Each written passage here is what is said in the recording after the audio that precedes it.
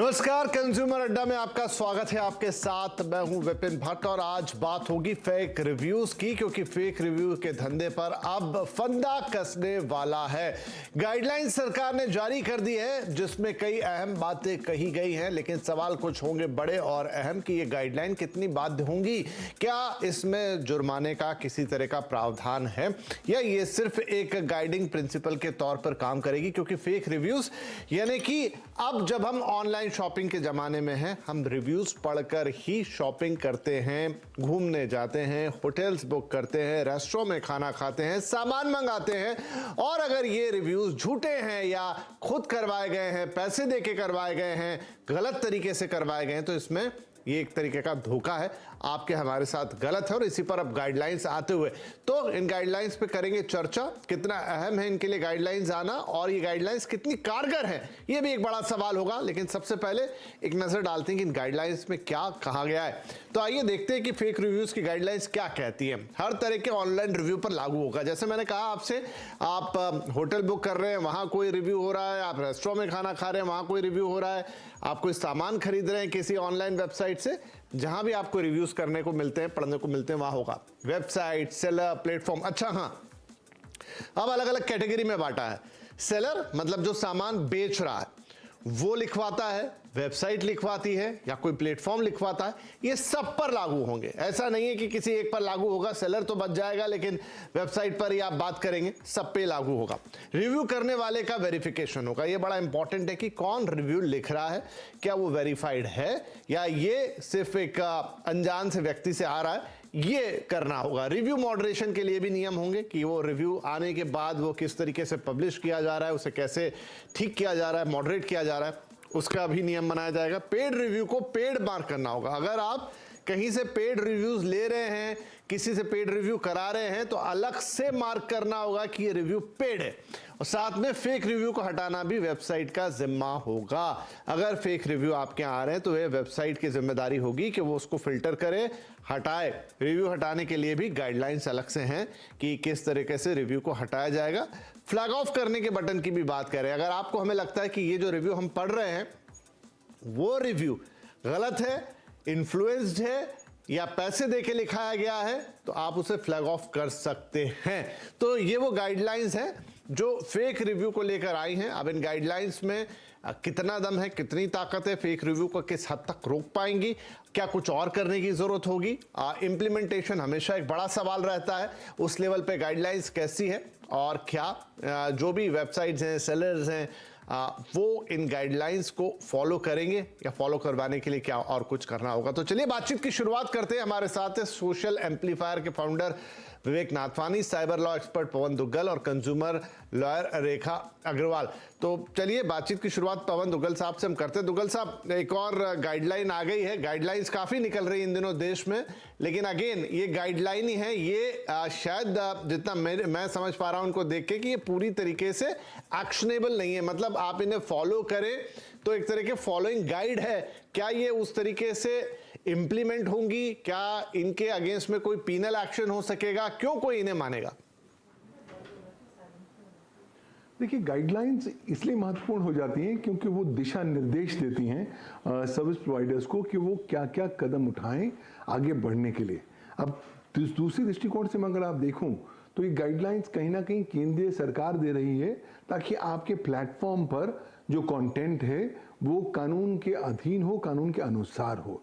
अगर आप इन गाइडलाइंस का पालन नहीं करते हैं तो वैसे तो देखिए, गाइडलाइंस की उतना औचित्य, उतना महत्व नहीं होता जितना कि रूल्स एंड रेगुलेशंस का होता है। लेकिन ये कहा जा सकता है कि अगर आप गाइडलाइंस फॉलो नहीं कर रहे तब आप वो ड्यू डिलिजेंस या सावधानी नहीं बरत रहे जो कानून आपसे उम्मीद करता है कि आप बरतेंगे सेक्शन 79 भारत के इंफॉर्मेशन टेक्नोलॉजी एक्ट सन 2000 में। और अगर आप ऐसा करेंगे तो शायद इस बात पर आप आर्ग्यू कर सकते हैं कि as an intermediary, as a service provider, आपके पास जो सुरक्षा कवच कानून ने आपको प्रदान कर रखा है सेक्शन 79 आईटी एक्ट में, वो आपसे छीन लिया जाएगा। क्योंकि रूल 7 भारत के आईटी रूल्स 2021 कहते हैं कि अगर आप सर्विस प्रोवाइडर्स होने के नाते, इंटरमीडियरीज होने के नाते आईटी रूल्स का पालन नहीं करते, तब आपके ऊपर न केवल आपका सुरक्षा कवच छीन लिया जाएगा, बल्कि साथ ही साथ आप पर मुकदमे भी किए जा सकते हैं। लेकिन माइंड यू, ये रूल 7 केवल आईटी रूल्स के लिए है, ये गाइडलाइंस आईटी रूल्स का हिस्सा नहीं है। तो मुझे नहीं लगता कि बहुत मेजर इम्पैक्ट आने वाला है इन गाइडलाइंस के माध्यम से। हाँ, ये गाइडलाइंस कह रही हैं आप सत्य बात करो, सत्य कदम करो, सत्य चीजें करो, नो प्रॉब्लम, बट ये नहीं बता रही कि अगर सत्य आपने नहीं करके झूठ किया तो आपको किस तरह की जेल का सामना करना पड़ेगा। वहां पर मुझे लगता है कहीं ना कहीं ये जो गाइडलाइंस हैं उसमें थोड़ी बहुत कमी है, डेफिशिएंसी है। और अगर ये ज्यादा रूल्स एंड रेगुलेशंस के तौर पर आते तब वो आईटी एक्ट का हिस्सा बन जाते हैं, क्योंकि सुप्रीम कोर्ट ने कह रखा है कि अगर रूल्स बनते हैं आईटी एक्ट के तहत तो वो रूल्स भी आईटी एक्ट का हिस्सा माना जाते हैं। तो देखिए, उद्देश्य बड़ा अच्छा है, दिशा में हम सही जा रहे हैं। हम चाह रहे हैं कि जो कंटेंट है वो सैनिटाइज हो, रिव्यूज झूठे ना हो, लोगों को डिसेप्शन ना किया जा सके, उन्हें धोखेधड़ी में ना डाला जा सके। लेकिन साथ ही साथ कहीं ना कहीं वो जो पीनल एक्शन की आवश्यकता है, इफेक्टिव एनफोर्समेंट की आवश्यकता है, वो कहीं ना कहीं मुझे मिसिंग लगती है। तो इसलिए बहुत कॉन्फिडेंट नहीं हूं मैं कि बहुत महत्वपूर्ण बदलाव आ पाएगा वर्तमान सिनारियो में इन गाइडलाइंस के माध्यम से। जी हाँ, जैसे पर्सनल डेटा प्रोटेक्शन एक्ट के तहत अभी जिस तरह का पेनलाइजेशन हमने देखा, अगर उस तरह की कोई बात होती तो वाकई में लगता कि दांत अच्छे तगड़े हैं।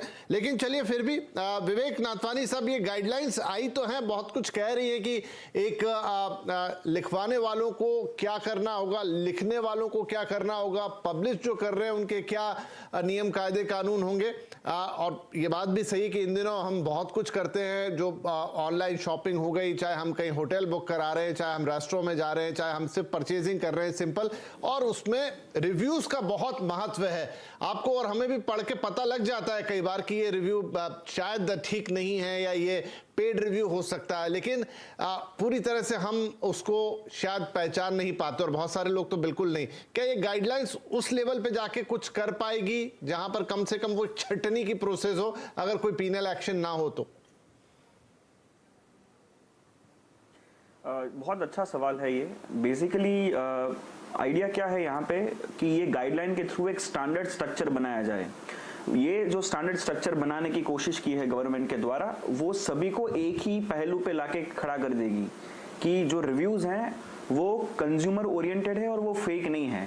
कभी कभार क्या होता है, कोई भी कंज्यूमर अच्छे रिव्यूज देखकर बहक जाता है, उसके मन में वो एक लालसा या एक ग्रीड हो जाती है कि हाँ ये प्रोडक्ट अच्छा ही होगा क्योंकि इसके इतने अच्छे ज्यादा रिव्यूज हैं तो खरीद लेना चाहिए। पर बहुत सारे ऐसे कंज्यूमर्स हैं आज टायर 2 या टायर 3 सिटीज में जो सिर्फ रिव्यूज के आधार पर ले लेते हैं। कुछ लोग आज भी वो रिव्यूज को समझ ही नहीं पाते। कोई भी कॉमन आदमी होगा, उनकी एक रिव्यू लिखने की एक स्टाइल या पैटर्न डिफरेंट होती है। अगर आप किसी से प्रोफेशनली पेड मॉडल के थ्रू लिखवा रहे हैं तो उनका अप्रोच और स्टाइल डिफरेंट होगा। तो यही कहीं ना कहीं ये जो ब्रिज है उसको ये जो गैप है उसको ब्रिज करने की कोशिश कर रहे हैं गवर्नमेंट ये गाइडलाइन के थ्रू। ऑफ कोर्स जैसे हमारे एक वन ऑफ आवर कॉलीग्स जो है यहाँ पे इस शो में, उन्होंने सजेस्ट किया कि बहुत सारे लूप होल्स है जो over a period of time मुझे लगता है कहीं ना कहीं इसको आंसर किया जा सकता है और at the end of the day consumer को प्रोटेक्ट किया जा रहा है। ऑब्जेक्टिव यही है। और साथ साथ दूसरा भी क्या है कि जो ई कॉमर्स बूम है ना ही इंडिया में पर ग्लोबली, तो उसमें भी कहीं ना कहीं ईज ऑफ डूइंग बिजनेस पे फोकस किया जा रहा है, ना कि कंज्यूमर्स या ना कि कंपनीज को। बेसिकली ऐसा कोई लाइसेंस राज या वो ऐसा कुछ कहीं पे कर ही नहीं रहे। तो ऑब्जेक्टिव क्या है कि ये गाइडलाइन है जिसको फ्यूचर में लॉ के रूप में पब्लिश किया जा सकता है, पर ये गाइडलाइन के लूप होल्स हटाने के बाद और कहीं ना कहीं इससे मुझे लगता है एक बार इंप्लीमेंटेशन हो जाएगा 25 नवंबर के बाद, तो कहीं ना कहीं इसका हमें बहुत बड़ा बेनिफिट मिलेगा। और ये जो फेक रिव्यूज की जो बहुत सारी बिजनेस चल रही है, इस प्रकार की जो इकोसिस्टम चल रही है, उसको भी कहीं ना कहीं इस माध्यम से कर्ब करने में बहुत अच्छी पॉसिबिलिटी आगे जाके हमें देखने को मिलेगी। चलिए ठीक है। रेखा जी, जैसे हमने कहा कि अभी तो गाइडलाइंस अनिवार्य नहीं है, आगे जाके अनिवार्य करने की तैयारी, कहा जा रहा है कि इसमें कंज्यूमर प्रोटेक्शन एक्ट लागू होगा, अनफेयर ट्रेड प्रैक्टिस इसको माना जाएगा अगर फेक रिव्यूज छपते हैं, और फिर उसके तहत जो उस नियम में 10 लाख रुपए के जुर्माने का प्रावधान है वो उस पर लागू हो जाएगा। यानी थोड़ा सा घुमा के रास्ता लिया है। क्या आपको लगता है ये इफेक्टिव है? देखिए, मैं यही कहूंगी कि जैसे कि बाकी स्पीकर्स ने कहा, ये एक शुरुआत है। It is a step in the right direction. जितना होना चाहिए था उतना नहीं हुआ है, परंतु जैसे कंज्यूमर प्रोटेक्शन एक्ट 2019 के अंदर संशोधन हुआ और उसमें ई कॉमर्स के बारे में स्पेसिफिकली जो है प्रावधान किया गया, पहले वाले कानून के तहत नहीं था, इतना क्लियर नहीं था। और बाद में जो ई कॉमर्स के जो स्टेक होल्डर्स हैं, उनके लिए, सबके लिए जो है, जो नए कानून के तहत प्रोविजन करा गया है। तो ये आपका बिल्कुल ऑब्जर्वेशन सही है, घुमा फिरा के रास्ता किया गया है। गाइडलाइंस का मतलब ये होता है दिशा निर्देश, तो उनको हम एनफोर्स नहीं कर सकते हैं जब तक वो कानून नहीं बन जाए। तो मैं यही कह सकती हूँ कि कंज्यूमर प्रोटेक्शन एक्ट के तहत अगर कोई ई कॉमर्स के जो स्टेक होल्डर्स हैं, जो ई कॉमर्स जो ये करते हैं, ऑनलाइन शॉपिंग के जो कंपनी वाले, जो कंपनीज अपने ये चलाते हैं, पोर्टल्स चलाते हैं, ई कॉमर्स के जो साइट्स चलाते हैं, अगर वो इन चीजों का वायलेशन करते हैं, जो आज सरकार ने ये गाइडलाइंस इशू करी है, तो जो कंज्यूमर है वो आखिर के अंदर ऐसा नहीं है कि वो बिल्कुल लाचार है और कुछ कर नहीं सकता। वो कंज्यूमर प्रोटेक्शन एक्ट 2019 के तहत कंज्यूमर कोर्ट्स के अंदर अपनी शिकायत को दर्ज कर सकता है। उसके लिए उसको वकील करने की जरूरत नहीं है, वो खुद अपने आप बैठ के अपने घर के अंदर कर सकता है, और कंप्यूटर के ऊपर या अपने मोबाइल फोन के ऊपर भी आप कंप्लेंट कर सकते हैं।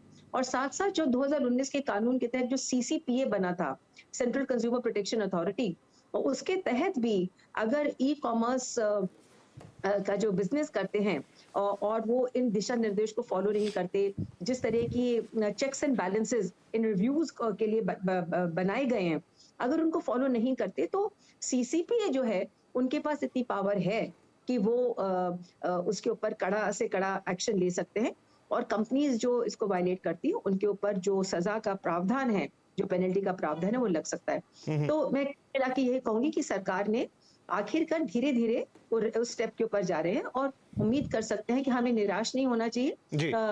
धीरे धीरे इसके अंदर और पुख्ता कानून जो है वो बन जाएंगे, तो कंज्यूमर जो है और भी ज्यादा सशक्त हो जाएगा। जिसको कहते हैं कि गांधी जी का जो कहना है कि कंज्यूमर इज किंग, वो वाकई में रियलिटी एक दिन जरूर बन जाएगा। अच्छा, मुझे ये कोट नहीं पता था कि ये महात्मा गांधी की तरफ से आता है, कंज्यूमर इज किंग, लेकिन यहाँ पर धन्यवाद आपने बताया। और डेफिनेटली कंज्यूमर इज किंग, ये हम हमेशा से बोलते आए हैं और ये होना भी चाहिए। दुग्गल साहब, एक इंटरेस्टिंग पॉइंट मुझे इसमें लगा, फ्लैग ऑफ वाला। देखिए, अभी भी देश की कई नामी गिरामी ऑनलाइन वेबसाइट जो हैं उनमें ढेरों रिव्यूज छपते हैं। वो दावा भी करती हैं कि हमारे पास बहुत टेक्नोलॉजी है, हमने एक बड़ी मैन पावर भी लगा रखी है जहां पर हम फर्जी रिव्यूज को निकालते हैं, लेकिन बावजूद उसके आप अगर ध्यान से देखें तो समझ जाएंगे कि ये रिव्यू जो लिखे हैं या तो पेड हैं या फर्जी हैं। अब हो सकता है उनका मैकेनिज्म उतना स्ट्रांग ना हो या अभी भी लूपहोल्स बाकी हों। एक फ्लैग ऑफ करने वाला ऑप्शन दिया, यानी आप और हम भी बता सकते हैं या एटलीस्ट कह सकते हैं कि इस रिव्यू को जरा दोबारा देखें, हमें लगता है कि ये गलत है। क्या इससे एक थोड़ा बेहतर होगा? ठीक है, कंपनी का अपना सिस्टम है, लेकिन आप हमें भी अगर ये मौका मिलता है कि हम थोड़ा फ्लैग ऑफ करें चीजों को, शायद वो ज्यादा एक बेहतर तरीका होगा। मुझे लगता है फ्लैग ऑफ करने की जो सुविधा है एक बहुत ही अच्छा सरल कदम है। देखिए, कंपनियां तो हमेशा कहती हैं कि मेरा प्रोडक्ट बिल्कुल ठीक है, मेरा प्लेटफॉर्म बिल्कुल ठीक है और मुझे कुछ इंप्रूवमेंट करने की आवश्यकता नहीं। लेकिन द मोमेंट आप उपभोक्ताओं को फ्लैग ऑफ करने की सुविधा प्रदान करते हैं, तब मुझे लगता है कि इंडिपेंडेंट थर्ड पार्टी एक और व्यू पॉइंट सामने आ जाता है। और अगर उपभोक्ता इस बात को फ्लैग ऑफ कर सकेंगे, साहब ये जो रिव्यू है पेड लगता है, गलत है, बेबुनियाद है, तो मुझे लगता है कि एक और आपको पैरामीटर मिल जाता है ताकि ये जो सर्विस प्रोवाइडर है वो अपने जो प्लेटफॉर्म पर फेक रिव्यूज हैं उसको सैनिटाइज कर सके। जिन पर फ्लैगिंग ऑफ हो रखी है उस पर पुनः से कड़ी नज़र देखी जाए, और अगर उन्हें लगे कि ये बिल्कुल पेड है या फिर मैनिपुलेटेड है तो उसको अपने प्लेटफॉर्म से निकाल भी जरूर लें। अधिकांश सर्विस प्रोवाइडर्स भूल जाते हैं कि जब कोई व्यक्ति आपके यहाँ झूठा या फेक रिव्यू लिखता है जो सत्य से परे है, तो वो इलेक्ट्रॉनिक फोर्जरी करता है, जो स्वयं अपने आप में एक दंडनीय अपराध बन जाता है धारा 468 में, जिसमें 7 साल की सजा है और जुर्माने का प्रावधान है। जब इस प्रकार का रिव्यू का मुख्य उद्देश्य होता है कि आप लोगों को चीट कर सके, गुमराह कर सके, तो कहीं ना कहीं ये फीचर अच्छा है क्योंकि आपको इंडिपेंडेंट थर्ड पार्टीज की तरफ से एक और एलिमेंट सामने आ रहा है। आप अपनी कंटेंट मॉडरेशन तो जरूर करिए, लेकिन इस पर भी ज्यादा तवज्जो दीजिए, और जहां जहां फ्लैगिंग हो उसको थोड़ा बहुत ही माइक्रोस्कोपिक व्यू पॉइंट से देखें। और उस फिलहाल तो अच्छी चीज होती है, किसने फ्लैग ऑफ किया, आप उस फ्लैग्ड ऑफ रिव्यू को तुरंत हटा दीजिए वाई? क्योंकि एटलीस्ट आपको समय मिल जाएगा देखने के लिए कि क्या ये सुनिश्चित है, नहीं है, इसमें झूठ का एलिमेंट है या नहीं है। लेकिन इसके लिए भी मुझे लगता है सर्विस प्रोवाइडर्स को अलग प्रकार के अपने मैकेनिज्म्स बनाने पड़ेंगे। सिर्फ ये नहीं कह सकते आपका फ्लैग ऑफ आया, मैंने पढ़ लिया, मुझे तसल्ली हो गई। भाई आप उसे इन्वेस्टिगेशन करेंगे, आप जिसने रिव्यू लिखा है उसको आप क्वेश्चनर भेजेंगे, उससे पूछेंगे आप बताइए, सबूत दिखाइए। अब अधिकांश एक होटल क्या करते हैं, झूठे रिव्यूज लिख देते हैं कि मैं यहाँ आया, बहुत अच्छा लगा, खाना बहुत बढ़िया था। अरे भाई बताइए, आप खाना खाने गए थे तो उसकी पर्ची आपके पास होगी, आपने कितने पैसे पे कर दिए, कहाँ खाना खाया, कुछ अगर आप जैसे कोरॉबरेटिव एविडेंस मांगना शुरू करेंगे तो आप पाएंगे अधिकांश से फेक रिव्यूज हैं उनके साथ कोरॉबरेटिव एविडेंस कुछ मिलना नहीं है, और वो एक बहुत अच्छा टूल बन जाता है जिसके माध्यम से आप इस तरह के रिव्यूज को अपने सिस्टम से, अपने प्लेटफॉर्म से हटा सकते हैं। तो अल्टीमेटली सैनिटाइजेशन की ओर में एक अच्छा कदम रहेगा। राइट तो चलिए, यहाँ पर एक वक्त हो गया छोटे से ब्रेक का, लेकिन ब्रेक के बाद थोड़ा बातचीत को और आगे बढ़ाएंगे कि अब हम पूरी तरह से डिजिटल दुनिया में हैं। चाहे आप सोशल मीडिया प्लेटफॉर्म्स की बात कर लीजिए, वहाँ पर भी बहुत फर्जीवाड़ा रहता है, फॉलोअर्स में, इसमें उसमें, तमाम चीज़ों में। और जो डिजिटल शॉपिंग है या आप कुछ भी परचेज कर रहे हैं, वहाँ पर रिव्यूज़ में फर्जीवाड़ा। तो आपके इसके लिए एक अच्छे और कड़क कानून की ज़रूरत है। शुरुआत जैसे हमारे एक्सपर्ट कह रहे हो गई, लेकिन कितना और इम्प्रूवमेंट चाहिएगा और कितनी जल्दी चाहिएगा, ये बड़े अहम सवाल होंगे। ब्रेक के बाद इन्हीं को उठाएंगे।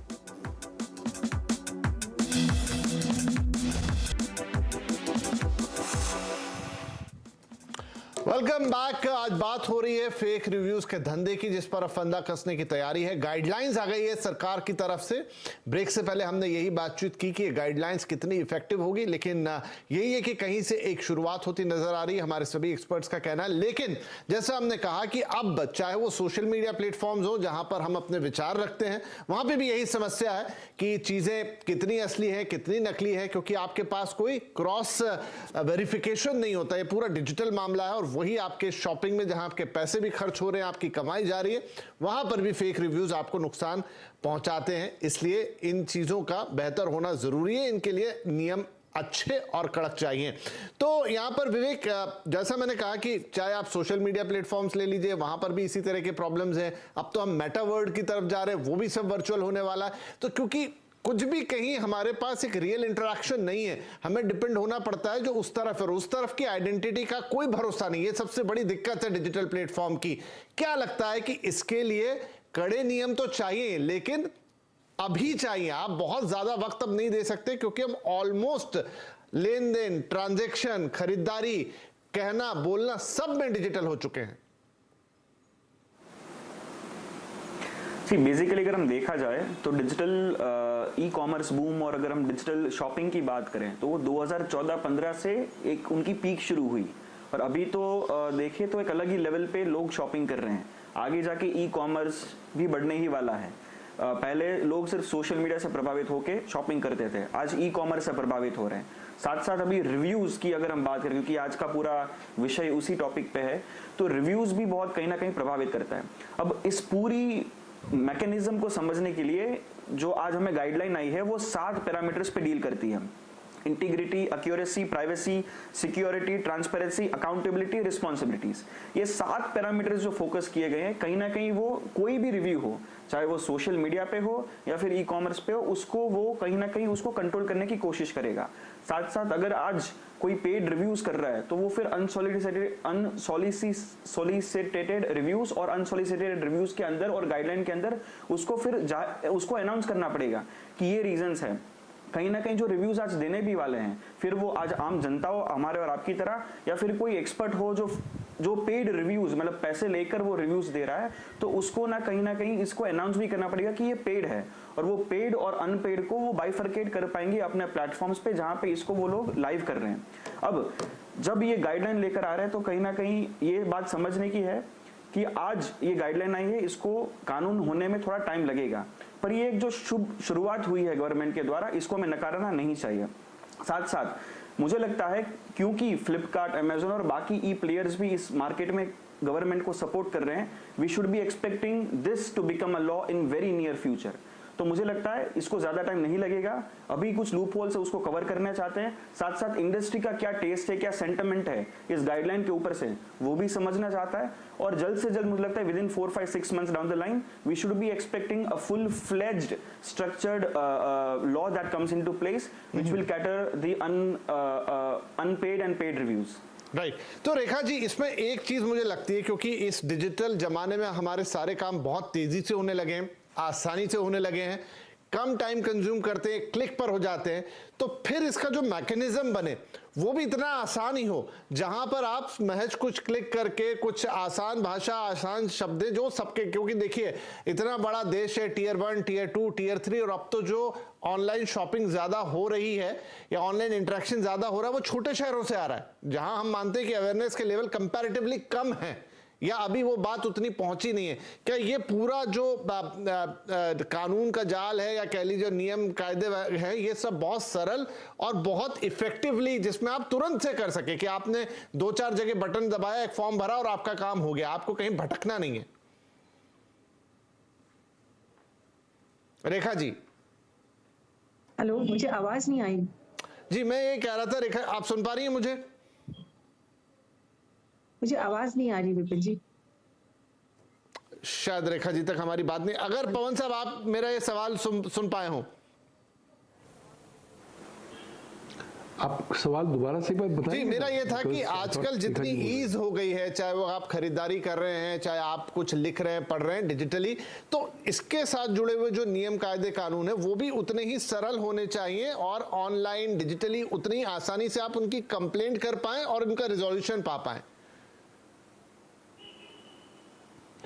देखिए, आवश्यकता है कानून जितना ज्यादा सरल हो, साधारण व्यक्ति की भाषा में हो और साधारण व्यक्ति की पहुंच में हो, उतना अच्छा रहेगा। अगर आप बहुत पेचीदा वाले कानून लेकर आएंगे जो बहुत लीगलीज या लीगल लैंग्वेज का इस्तेमाल करते हैं, तो कहीं ना कहीं आम उपभोक्ता उससे मीलों दूर हो जाता है और उसको समझ पाने में असमर्थ नहीं रह पाता। इसलिए अब क्योंकि हम इतने ज़्यादा कोविड-19 के बाद इस डिजिटल माध्यम पर डिपेंडेंट हो चुके हैं, आवश्यकता है कि कानूनों में भी अब बदलाव लाया जाए। मसलन अगर आप भारत का IT कानून देख लें, IT एक्ट सन 2000 या IT रूल्स, तो इतने ज़्यादा कॉम्प्लिकेटेड चीज़ें हैं कि आम उपभोक्ता के दृष्टिकोण से वो बहुत सारे सवालिया निशान खड़े कर देते हैं। तो कानून को जितना ज़्यादा हम सरल बनाएंगे और उपभोक्ता को इस तरीके से एम्पावर करेंगे कि वो अपने घर बैठे हुए अपने ही कंप्यूटर से अपने इसी कानून को पढ़ के उसके रेमेडीज का इस्तेमाल कर सके, वो सबसे अच्छी बात होगी। और अगर आपको वकील का इस्तेमाल करना पड़ जाए तो लाजमी सी बात है आप कहीं ना कहीं और इनडायरेक्ट चैनल बीच में ला रहे हैं। अगर उस चैनल को अगर हटा दिया जाए और ईज ऑफ कन्वीनियंस ला दी जा सके कानून में, ताकि लोग तुरंत, फॉर एग्जांपल अगर मुझे रिव्यू के बरखिलाफ शिकायत करनी है तो मुझे वकील के पास नहीं जाना, ये कानून इतना सरल लिखा हुआ है, मैं उसके आधार बनाते हुए एक टेम्पलेट का फॉर्मेट इस्तेमाल करता हूं और मैं खुद उपभोक्ता होने के नाते शिकायत भेज देता हूं। इस तरह की अगर हम गतिविधियां करेंगे तो सभी उपभोक्ताओं के लिए अच्छा होगा। और ये इसलिए भी अत्यंत आवश्यक है क्योंकि अगले साल भारतवर्ष दुनिया भर के सबसे ज्यादा जनसंख्या वाला राष्ट्र होने वाला है। इसलिए जितनी जल्दी हम लोग अपने जनसंख्या को ज्यादा एम्पावर कर पाएंगे सरल कानूनों से, सरल लैंग्वेज से और सरल लीगल रेमेडी से, उतना ही कंज्यूमर एम्पावरमेंट और ज्यादा बढ़ेगा। बिल्कुल, तो बहुत अच्छी बात है कि गाइडलाइंस आई है, लेकिन जैसा हमारे सारे एक्सपर्ट कह रहे हैं, जितना जल्दी, बहुत तेजी से आपने इस डिजिटल वर्ल्ड की, इस ई-कॉमर्स की सीढ़ियों को चढ़ा है, बहुत बड़ी जनसंख्या इनसे इंटरैक्ट कर रही है, लेकिन अब उतना ही जल्दी इन्हें सशक्त करना भी जरूरी है, क्योंकि ये जो माध्यम है यहां पर बहुत सारी चीजें छुपी हुई रहती है जो हम देख सुन समझ नहीं पाते, हम सिर्फ एक डिजिटल माध्यम से उनसे इंटरैक्ट करते हैं। उम्मीद करते हैं कि गाइडलाइंस आज जो है आगे चल के नियम के तौर पे इंप्लीमेंट होंगी, इनके साथ जुर्माने का भी प्रावधान आएगा, जैसे हमने डेटा प्रोटेक्शन एक्ट के अंदर देखा है, जहां पर कंपनियों के लिए बड़ी भारी पेनल्टी आई है। और आई होप कि ये सारे ग्राहकों के लिए सुरक्षा का एक नया कवच बन के उभरेंगी। बहुत शुक्रिया आप तीनों मेहमानों का आज हमसे बातचीत करने के लिए। नमस्कार।